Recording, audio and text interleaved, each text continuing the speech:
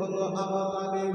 বিরাদার মুসলমান, তাকে রাসূলুল্লাহকে যেন তুলে দিয়েছেন। বন্ধু আমার, বিরাদার মুসলমান, আমার আপনার মতো সন্তান যদি হতো, বাবার সামনে 1001 প্রশ্ন উত্তর করত। আজকে আমার আপনার মতো যদি সন্তান হতো, এই বন্ধু আমার, বিরাদার ইসলাম মুসলমান, এই বাপজি আমার, নানা রকমের প্রশ্ন আমাদের মাঝে হতো। আব্বাজি কিন্তু ছিলেন সেই রাসূলুল্লাহ চাচা যান। যদিও বাড়ির অবস্থা খারাপ, পরিবারের অবস্থা যদিও খারাপ, তারপরে আব্বাজান যেটা ফাইসলা দিচ্ছেন, সেই ফাইসলাকে আব্বা ইনকার করে দেন।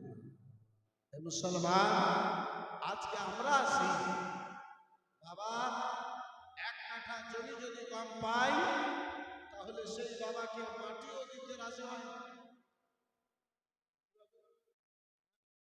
আগে খাটলা রাখো, বিচার করো, তারপরে কাফন দাফনের ব্যবস্থা হবে।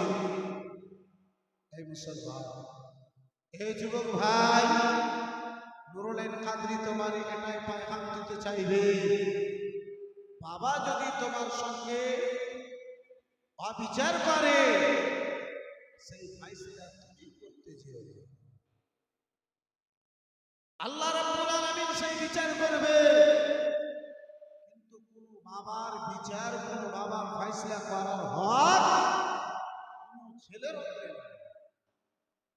এই বিরাদরান ইসলাম মুসলমান, এই বাপজি আমার ভাই যারা মা, দুনিয়ার দাওলাত, দুনিয়ার সকল ইবাদত একদিকে, মা বাবার রাজামন্দি।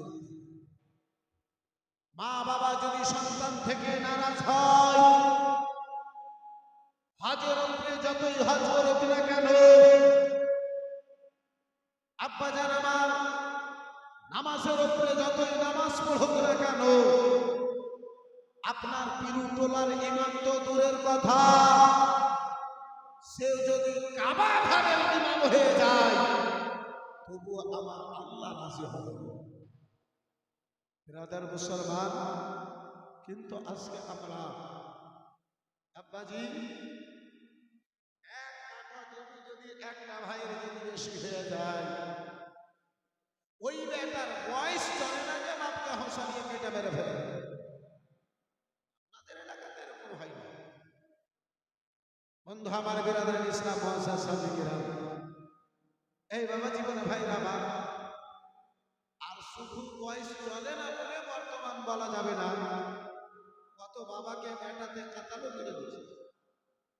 জি, বর্তমান সোশ্যাল মিডিয়ার যুগ, কোনো খবর লুকায়িত থাকে না, কত বেটাতে কত বাবাকে কাতার করে দিয়েছে।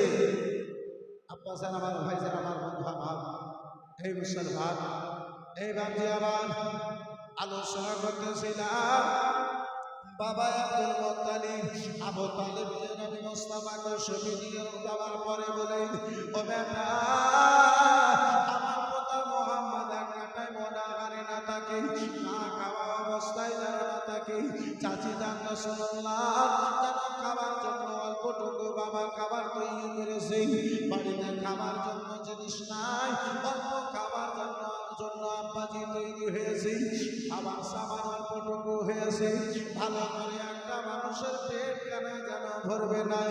বিরাদার মুসলমান, চাচি যান দুটো বেটাকে, আবু তালিবের দুটো বেটাকে ইশারা দিয়ে ঘর থেকে যেন বাইরে করলেন। বিরাদার খাওয়া হাজির করা হলো, চাচি যান বলে, বেটা মুহাম্মদ, এসো রানীরা, তুমি আগে খেয়ে নাও। আমার রাসূলুল্লাহ খেতে বসেছেন বলে, চাচি যান আমার দুই ভাই কোথায় রয়েছে বলো বলো। বলে, বেটা তারা খেলাধুলার জন্য বাইরে চলে গেছে। ও বেটা, আগে তুমি খেয়ে নাও, তারা পরক্ষণে আসবে, তারা যেন খাবে। নবী আমার বলে, ও চাচি যান, আল্লাহ রাব্বুল আলামিন একাই খাওয়ার জন্য আমাদের জগতে যেন পাঠাই না।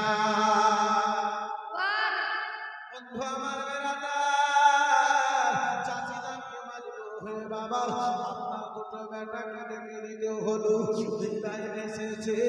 চাচা নামকে যেন ডাকলেন, চাচি নামকে ডাকলেন, রাস্তার খান পেছে দেওয়া হয়েছে।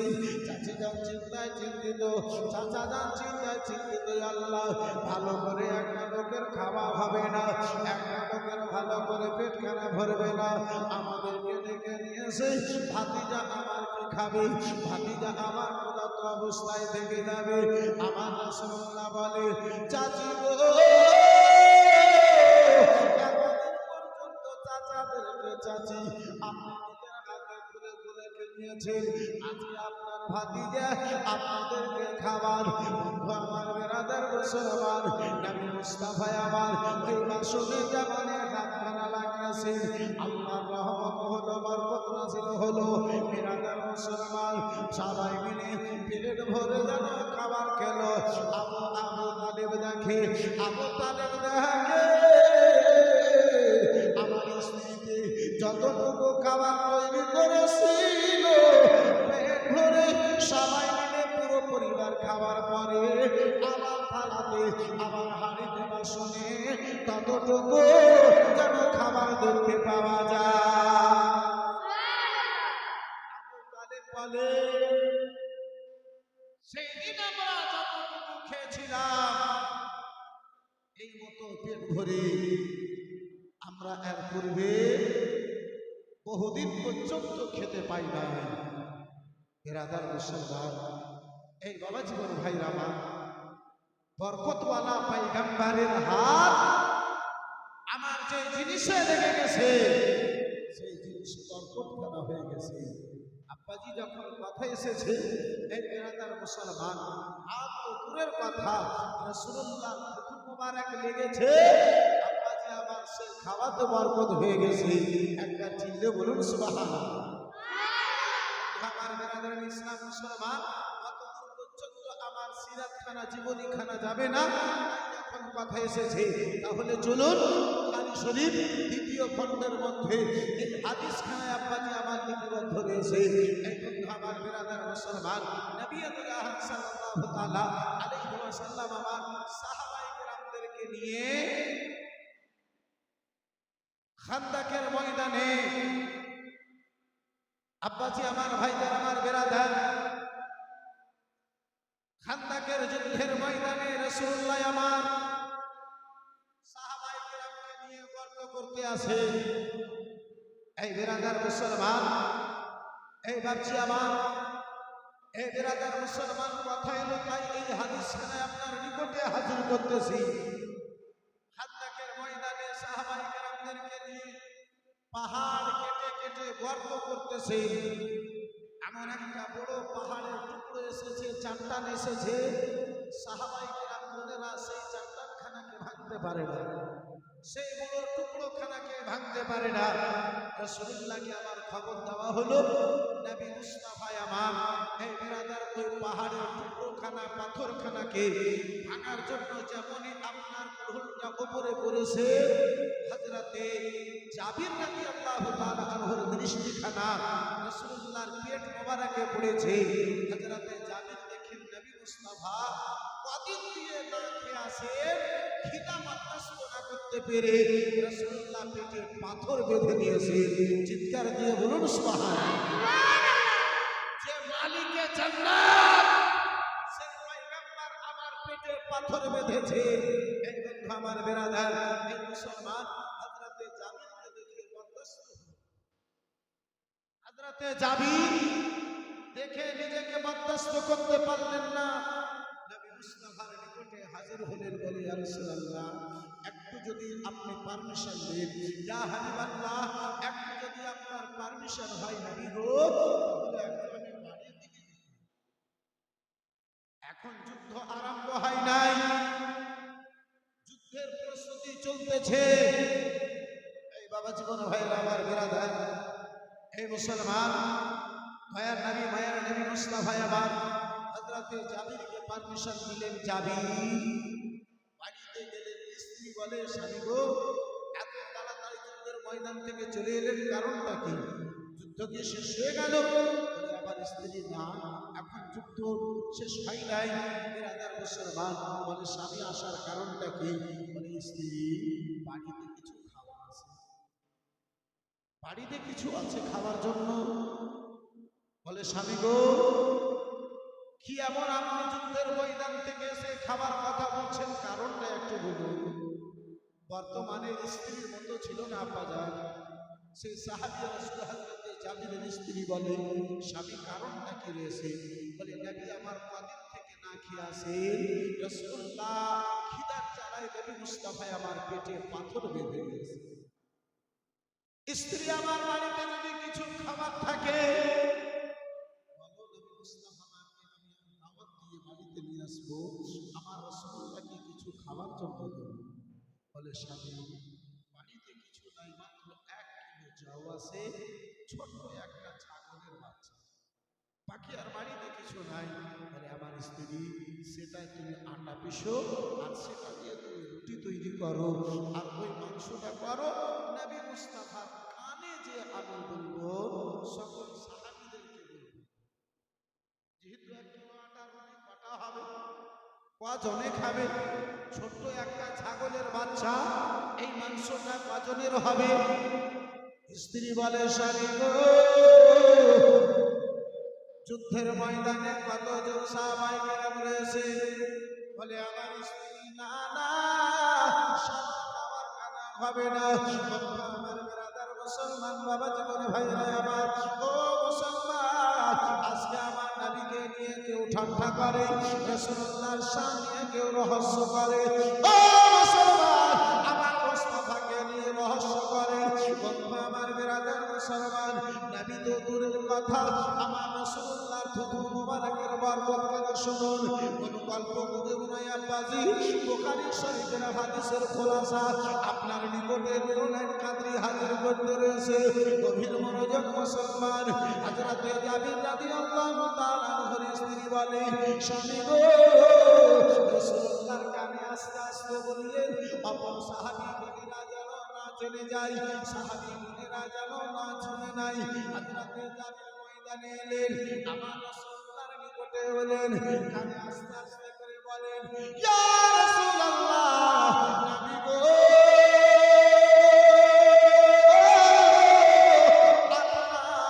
আর মাত্র কয়েকজন সাহাবীর দাওয়াত আজকে আমার বাড়িতে রইল।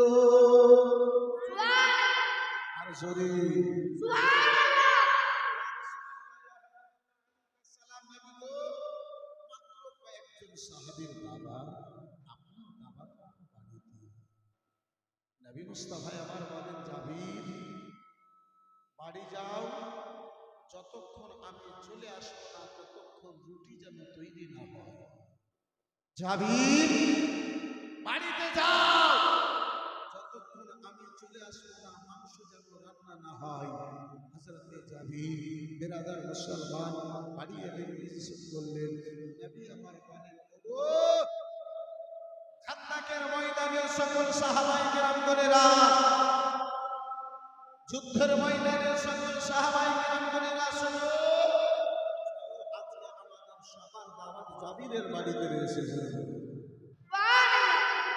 হযরতে জাবির পরিশান, হবে কি 1 কিলো আটা, নবী মুস্তাফা 1300 জন সাহাবীকে সঙ্গে করে নিয়ে যাচ্ছেন। এই বিরাদার মুসলমান, হযরতে জাবিরের স্ত্রী ভাইরা, জাবিরের স্ত্রী বলছেন, স্বামী আপনি কি যে সকল সাহাবীকে বলে দিয়েছিলেন, আপনি কি যে ময়দানে জোরে করে বলেছিলেন? হযরতে জাবির বলেন, ও আমার স্ত্রী, আমি নবী মুস্তাফার আমি কানে আস্তে করে বলেছি, আমার কথা কেউ শুনতে পায় না। তাহলে নবী মুস্তাফা সবাইকে দাওয়াত দিয়েছে, নবীকে আমি দাওয়াত দিয়েছি, মুস্তাফা সাহাবায়ে কেরামকে দাওয়াত দিয়েছি। কেমন স্ত্রী ছিল, কেমন সাহাবী ছিল? বলে আমার স্ত্রী, নবীর জন্য ব্যবস্থা আমরা করব, নবী যাকে দাওয়াত দিয়েছে তার জন্য ব্যবস্থা নবী করবে। আবার নবী মুস্তাফা জাবিরের বাড়িতে হাজির হলেন। বলে জাবির, আটা আটা কোথায় রেখেছো নিয়ে এসো আমার সামনে নিয়ে এসো, মাংস কোথায় রেখেছো আমার সামনে নিয়ে এসো। বিরাদার মুসলমান পাত্রে করে যেন আব্বাজি আমার আপনার পিস করা মাংস হাজির করা হলো, সেজে যাওয়া আটা কাটা হাজির করে দেওয়া হলো। বুখারী শরীফের মধ্যে আব্বাজি ইমামে বুখারী আলাইহি রাহমাতুল্লাহ যেন লিপিবদ্ধ করেন, এ মুসলমান রাসূলুল্লাহ লবে জাহান থুতু মোবারক নিলেন, একটু মাংসতে মিশিয়ে দিলেন, একটু আটাতে মিশিয়ে দিলেন। নবী আমার বলে, মুস্তাফা আমার বলে, ও জাবির গো, গ্রামের মেয়ে ছেলেদেরকে ডেকে নাও রুটি তৈরি করার জন্য, রুটি তৈরি করার জন্য মেয়েদেরকে ডেকে নাও। আমার আপনার মতো যদি আব্বাজি আমার বেরাদার ইমানদার থাকতো, তাহলে বলতো 1 কিলো আটার রুটি বাজনে তৈরি করবে। হযরতে জাবির রাদিয়াল্লাহু তাআলা যেন বলতে রয়েছে, রাসূলুল্লাহ সাল্লাল্লাহু তাআলা আলাইহি ওয়াসাল্লামের থুতু মুবারক আমার আটাতে লাগানো হলো, থুতু মুবারক মাংসতে লাগলো, রুটি তৈরি করা হলো, মাংস রান্না করা হলো, তৈরি করা হলো। হযরতে জাবিরকে নবী আমার বলতে রয়েছে, জাবির গো, খাবারটা যেন ঢেকে দাও, খাবারটা বাজি ঢেকে দেওয়া হলো। বলে একদিক থেকে খিলাতে আরম্ভ করো। হযরতে জাবির রাদিয়াল্লাহু তাআলা আনহু হাদিসখানে আব্বাজি বর্ণনা করেন, হযরতে জাবির বলেন, ওই 1300 সাহাবী শুধু নয়, 1300 সাহাবী পেট ভরে খেলেন। একদিন খাবার খাওয়া হলো, দ্বিতীয় দিন আমার বাড়িতে মদিনার লোকেরা খাবার খেলো, তৃতীয় দিন খাবার খেলো। আমি যখন তাজ্জুবে পড়ে গেলাম, 1 কিলো আটা রুটি 1300 সাহাবী খেয়ে চলে গেছে। দ্বিতীয় দিনে সাহাবায়ে কেরামেরা মদিনার লোকেরা খেয়েছে, তৃতীয় দিন আজকে মদিনার লোকেরা এই 1 কিলো আটা রুটি খায়। তাহলে আর আসে তো আসে কত? হযরতে জাবির জানো বলে, আমি দেখলাম যতটুকু রুটি তৈরি করা হয়েছিল, মাংস রান্না করা হয়েছিল, 3 দিন মানুষের খাবার পরে, রাসূলুল্লাহর সাহাবীদের খাবার পরে আবার ততটুকু রুটি এবং মাংস বেঁচেছিল। হযরতে জাবির বলে, আমি খুলে দেখেছি রুটি খেতে আরম্ভ করলো, অল্প সময়ে রুটি যেন শেষ হয়ে গেল। রাসূলুল্লাহর নিকটে হাজির হলাম, ইয়া রাসূলুল্লাহ আলাইহিস সালাম, নবী গো, 3 দিন ধরে খাওয়া দাওয়া চললো, মাংস খাওয়া দাওয়া চললো, একটা রুটি কমে গেল না। খুলে দেখেছি ইয়া রাসূলুল্লাহ রুটি যেন শেষ হয়ে গেল। নবী আমার মুখে হেসে বলেছিলেন, ও সাহাবী জাবির, কিয়ামত পর্যন্ত যদি সেই রুটিকে খুলে দেখতে না, তাহলে কিয়ামত পর্যন্ত সেই রুটি শেষ হতো না। এই বাচ্চা আমার ভাইজান, আমার বন্ধু আমার, নবী তো দূরের কথা, রাসূলুল্লাহর থুতু মোবারক যদি কোনো খাবাতে পড়ে গেছে, সেই খাবাতে বরকত হয়ে গেছে। বন্ধু আমার বেরাদার, এই মুআজ্জাজ সাদিকেরাম, এই বাবাজি ভাইরা আমার, সেই রাসূলুল্লাহ চাচা জানের বাড়িতে রয়েছে। বন্ধু আমার বেরাদার মুসলমান, আবু তালেব বলেন, যেদিন থেকে ভাতিজা মুহাম্মদকে বাড়িতে নিয়ে এসেছি, সেই দিন থেকে আমার বাড়ির অভাব যেন দূরে যেতে লেগেছে। আবু তালেব এই বেরাদার মুসলমান সুখী হয়েছিলেন, বাড়ির দুঃখ কষ্ট দূরে হয়েছিল। নবীর মহব্বতে 1000টা টাকা আজকের এই পবিত্র মাহফিলে একটা কোনো ভাই সেই রাসূলুল্লাহকে ভালোবেসে, সেই নবী মুস্তাফার ওসিলায় আল্লাহ আমাদের মুসিবতকে যেন দূরে সরায়। একজন কোনো ভাই জানে 1000টা টাকা বললেওয়ালা ভাইজান পারবেন কোনো বাচ্চিতে, পারবেন কোনো বন্ধুতে, আল্লাহু আকবার কবিরা। এই মুসলমান, এই বাচ্চা আমার 1000টা টাকা দিনেওয়ালা একজন কেউ পারবেন না। কোনো ভাই জানে মা 500 টাকা দেখতে চেয়েছিলাম, 5 জনে 3টে কলম হয়েছে, চতুর্থ কলম মনে করে 500 টাকা দেনেওয়ালি একজন কোনো ভালো মায়ের ভালো বেটি, একজন কোনো নেককার মায়ের নেককার বেটি, একজন কোনো দানি মায়ের দানি বেটি, একজন কোনো সাখী মায়ের সাখী বেটি এই পবিত্র মাহফিলে হবে না গো, পারবেন না। একটা কোনো ভাই যাবে 1000টা টাকা দেবো মনে করে হাতটা তুলতে পারবেন না ভাই, না একজন কেউ হবে না ভাই, একজন কেউ হবে না বন্ধু আমার। এই মুসলমান মাত্র 1000টা টাকা আল্লাহর ঘর মসজিদকে ভালোবেসে আপনাদের নিকটে নুরুল কাদরি একটু দেখতে চেয়েছে, হবে না ভাই, পারবেন না বন্ধু আমার। এই মুসলমান, এই বাবজি আমার, মাত্র 1000টা টাকা দিনে বেলা একটা কোন আল্লাহর বান্দা যদি থাকেন একটু চট করে বলেন তো দেখি সুবহানাল্লাহ।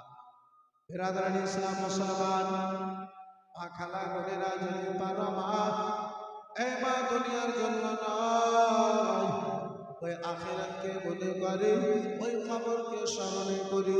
আম্মা জননী আমার 500 টাকা দেখতে চেয়েছে মা, যদি মনে হয় কবরের ভয় যদি অন্তরে জায়গা পায়,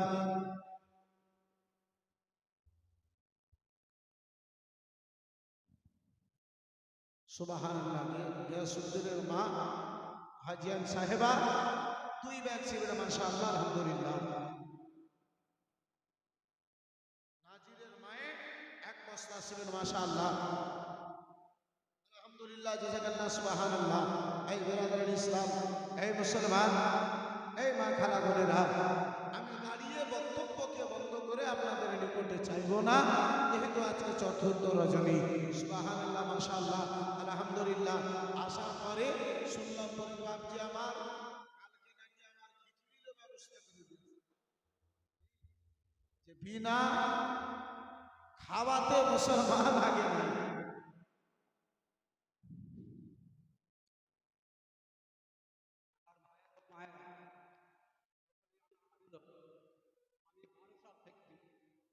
কিন্তু যাক একটা তারা এটা তাই হাত দিয়েছি, আমি অন্ধ হয়ে গেছি, বুঝতে পারছেন, কারণ কাছে আর বুঝতে পারছেন তো,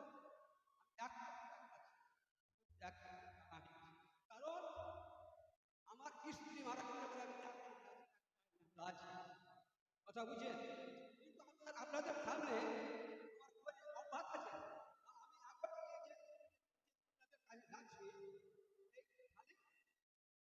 যদি ইসলামের ধর্ম প্রচার করা এবং আল্লাহর ঘরের জন্য আমি আপনাদের কাছে মা বলতে এই জন্য আপনাদের বলছি, সামনে যে 5 তারিখ রাত্রি আছে, এটাতে আপনাদের সবারই নিমন্ত্রণ থাকবে, খিচুড়ি হবে, হ্যাঁ, আপনারা সবাই আসবেন এবং যা 10 টাকা পারবেন নিয়ে আসবেন। আপনারা জন্য আমি যদি এটা তৈরি করবো কিছু খরচ আছে, মা বলার কাছে ভাইদের কাছে আমার এটা অনুরোধ, সবাই আসবেন, ইনশাআল্লাহ যতটুকু পারি আমি করবো। মাশাআল্লাহ, আলহামদুলিল্লাহ, জাযাকাল্লাহ, সুবহানাল্লাহ। দুরূদ শরীফ, আল্লাহুম্মা সাল্লি আলা সাইয়্যিদিনা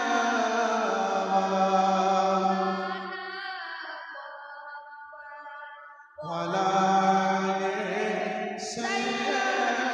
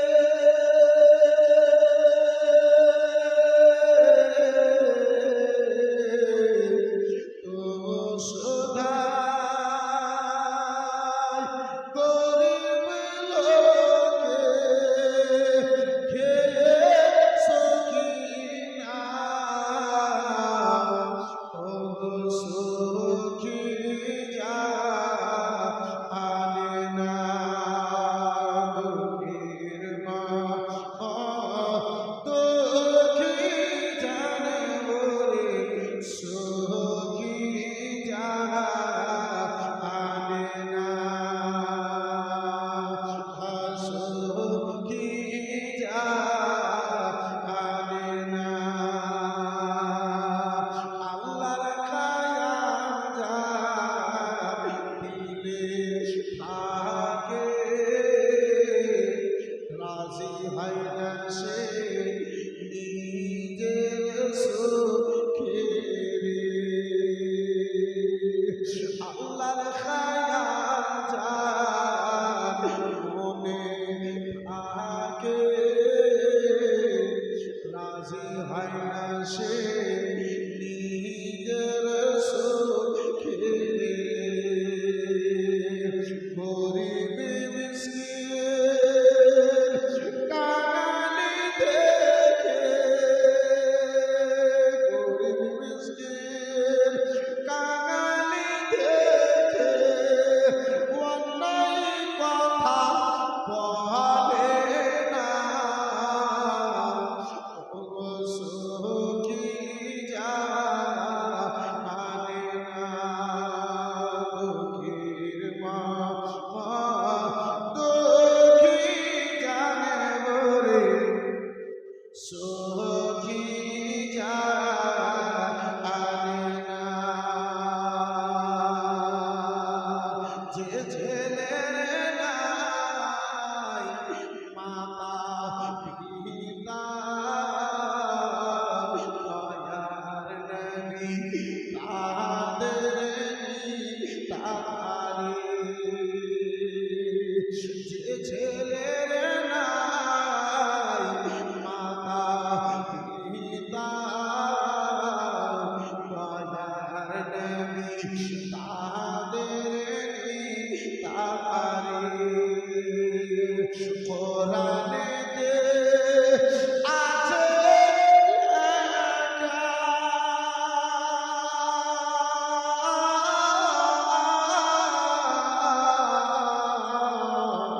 কোরআনেতে আছে লেখা, নেহার করে দেখো না। ও সখী জানে না, দুঃখীর মা দুঃখী জানে বলে সখী জানে না। সখী জানে না, দুঃখী লোকে সুখী হলে দুঃখ ভুলে যাবে না। ওগো সখী জানে না। নিজের পেটে পাথরে বেঁধে ঘরে ঘরে সন্ধানে কাঁদে। জোরে বলুন, আর একটু মহাপতি বলুন সুবহানাল্লাহ। নিজের পেটে পাথরে বেঁধে ঘরে ঘরে সন্ধানে কাঁদে। নিজে বাগানে রাতি কেটে বাপরে কেটে